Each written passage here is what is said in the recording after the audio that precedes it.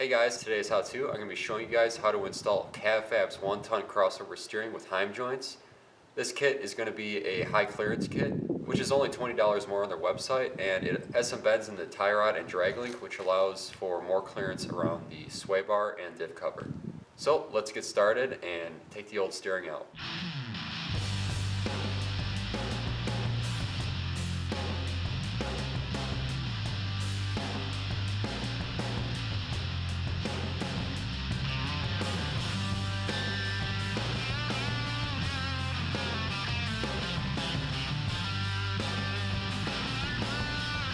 So the factory steering setup you have is going to be called a inverted Y setup, and basically you have a tie rod from your driver's side knuckle all the way to your drag link, which meets right here, and then from your passenger side knuckle you have the drag link that goes all the way up to your Pitman arm.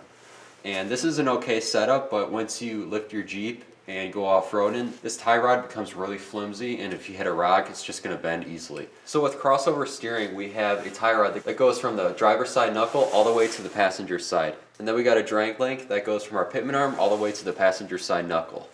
So first thing we're going to do to take this thing off is we're going to jack up the front axle and put it on jack stands, take off the wheels, and then we're going to take a couple measurements before we remove our old steering.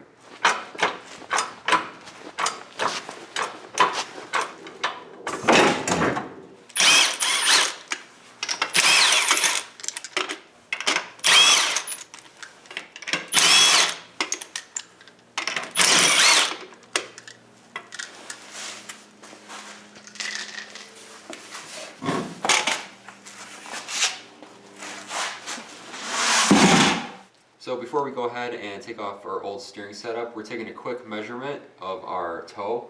And to do that, we're just measuring on the top of the bolt on each tie rod end on the knuckles. And right in the center, we get about 52 inches on the dot.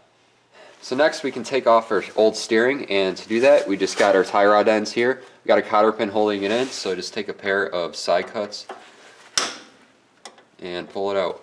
Then we can take a 3/4 inch socket and take this off.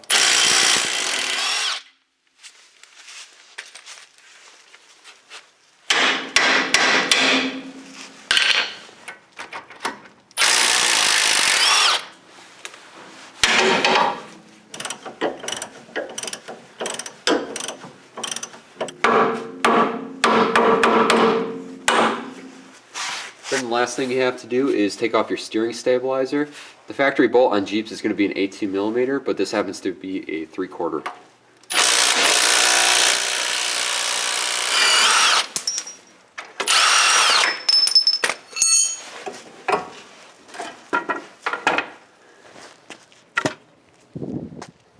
So since we're going to be running these heim joints on the end, they're going to be a 5/8 bolt, so we're going to have to make sure our Pitman arm and our knuckles right here are going to have to be drilled out to a 5/8. And to do that, I'm going to be using a 5/8 reamer. I went and picked this up on Amazon for about 40 bucks. And by using a reamer compared to just a regular drill bit, it helps keep the hole aligned in the center, and that way it won't wander when you're starting to drill like a standard drill bit would do.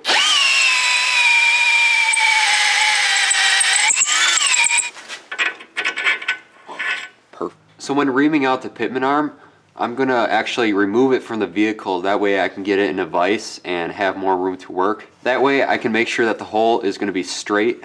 So to do that, I'm just going to be taking a Pitman arm puller, setting it over like this. I already removed the nut, and hopefully it should come off nicely.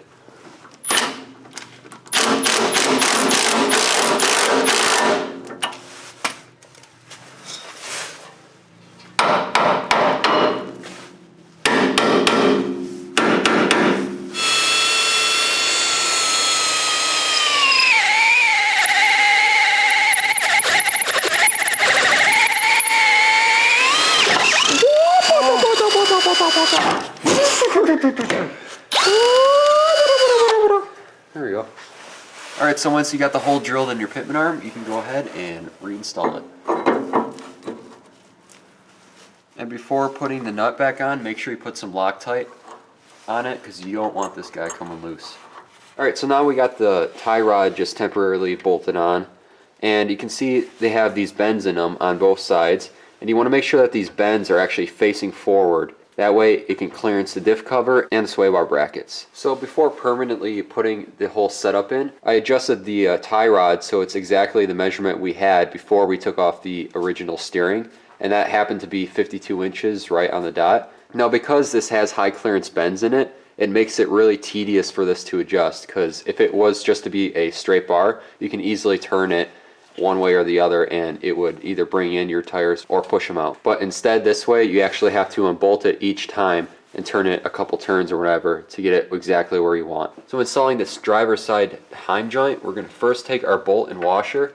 It's going to be the shorter one that comes in the kit. Stick it through, and then stick our track bar through the bottom of it, and then we're going to take another washer, fit it on the bottom, and then take a nylon lock nut and stick it on there. When you tighten this down to your final measurement, make sure to use red Loctite because you don't want these guys coming loose on you. Okay, so when assembling the passenger side knuckle, it's going to be a little more difficult, but we're basically going to take a long bolt with a washer on it, and then we're going to take a spacer, fits this way, and then that should fit in our drag link, like so. And then we're going to take another spacer, fit it underneath it, and then another washer, and then we can fit this over the knuckle so it sits down like that. And the way that this drag link is curved, we want to make sure that it's sticking out towards the front of the vehicle. Next we're going to place another washer right under here and then fit our tie rod into place, and then take another washer and then a nut. So for where the Pitman arm is, now depending on how much lift you have, you can either mount this below or above the Pitman arm. For what I'm going to do, I'm going to mount it below, and to do that we're going to take the medium sized bolt that comes with the kit, take the washer on one end, and then we're going to put our spacers in place on this heim joint here.